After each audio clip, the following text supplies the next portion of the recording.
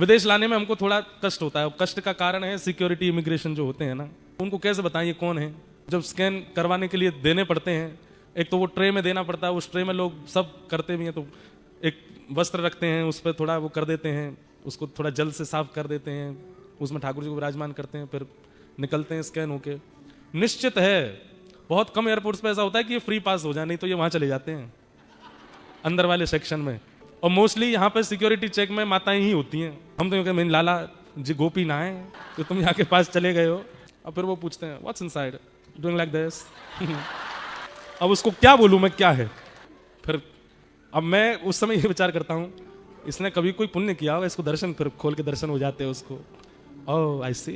तो कभी कभी वो बेचारे ऐसे करते हैं, कभी कभी पूछते ही नहीं है, दोबारा से उठा करके फिर से धर देते हैं, चेकिंग करनी पड़ती है, वो बहुत कष्टदायी लगता है। फिर उसके बाद फ्लाइट में गोद में रख के नहीं बैठने देते, बोले इनको ऊपर रखो। फिर हमने उसका भी एक दूसरा उपाय ढूंढ लिया, गले में पहन लेते हैं, ठाकुर जी को ऐसे पटका रख लेते हैं, यहाँ पहन के रह लेते हैं, उसमें भीतर घूमे, अंदर जाली सी बनी है, उसमें से ठाकुर जी टुकुर टुकुर देखते रहते हैं बाहर। पर कहीं कहीं अलाउ कर देते हैं तो आ जाते हैं गोदी में भी। इस बार तो सब हमारे पलटन पूरी संग, हमेशा तो मैं अकेला ही गया हूँ, मैंने कैसे कैसे लाल जी रखे हैं मुझे पता है। बिजनेस क्लास में होते हैं वहां तो नहीं कहते कुछ भी, पर इकोनॉमी में तो फिर ठाकुर जी को कष्ट हो जाता है। अब आप कहोगे तो फिर लाते ही क्यों। पिछली बार हम विदेश आ रहे थे आराम के लिए, घर में सेवा एक बालक करते हैं, सबको आती है सेवा, वहां होती है। हमने कहा ठाकुर जी आप तो सेवा कराओ घर पे, हम जा रहे हैं 10-15 दिन थोड़ा आराम करके आते हैं। 2-3 महीना से बहुत भागदौड़ हो गई। रात में ही जिनके यहाँ जाना था उन सब के यहाँ कुछ कुछ घटनाएं घटने लगी। किसी की माताजी बीमार हो गई, किसी को जॉब से फायर कर दिया, किसी के कुछ हो गया। अरे भैया वहां तो जिन जिन के यहाँ मेरा जाना निश्चित था कि प्रवास के समय एक दिन इनके यहाँ जाएंगे, 2 दिन उनके यहाँ जाएंगे, एक दिन उनके यहाँ जाएंगे, सब के यहाँ कुछ ना कुछ भूचाल आने लगे। और लगभग ये हुआ कि कल हमको कैंसिल ही करना पड़ेगा जाना, क्योंकि सब जगह अस्त व्यस्त, कहाँ जाएंगे। सुबह सुबह उठ करके मैं माँ से बोल रहा था, मेरी मम्मी शायद कैंसिल करना पड़ेगा, अब तो वहाँ सब ऐसे हो गई है बात, इसके यहाँ ये हो गया, उसका। मैंने एक साथ सबके यहाँ बिगड़ गई बात।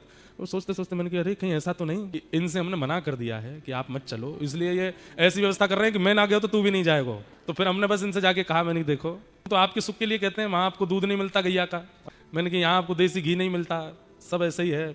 भोजन प्रसाद भी ठीक है, अब तो जानने लगे लोग, तो अब तो अच्छा अच्छा बना देते हैं, नहीं तो पहले तो और भी ज्यादा दिक्कत होती थी। आपकी वजह से ही कह रहे थे कि आप रुको, लेकिन आपको चलना है 1 घंटे में हमको फोन पे वहां से फोन करवा दो कि सब ठीक है तो ले चलेंगे। और 1 घंटा नहीं हुआ है, आधे घंटे में पहला फोन आ गया, बोले कि महाराज जी वो जॉब से फायर कर दिया था, पर वो मेल आ गया है कि नहीं ऐसी कोई बात नहीं है, वो मिसअंडरस्टैंडिंग थी, आकर के सब सुलह कर लें, ठीक हो गया सब, आप आ जाओ। वाह, जिसको कुछ बीमारी हो गई थी उसके भी सब ठीक हो गए, जिसको कुछ था वो सब के व्यवस्थित हो गए। मैंने जय हो, चलो विदेश घूमे, घुमक्कड़ लाला है हमारे, घूमने जाते हैं। कई आचार्यों ने मुझसे मना किया, बोले ठाकुर जी का अपरस भंग होता है, आप विदेश मत ले जाओ। मैंने कहा आप समझा दो, नहीं चला करें, मेरो जानो बंद करवा देंगे अगर नहीं ले गए तो।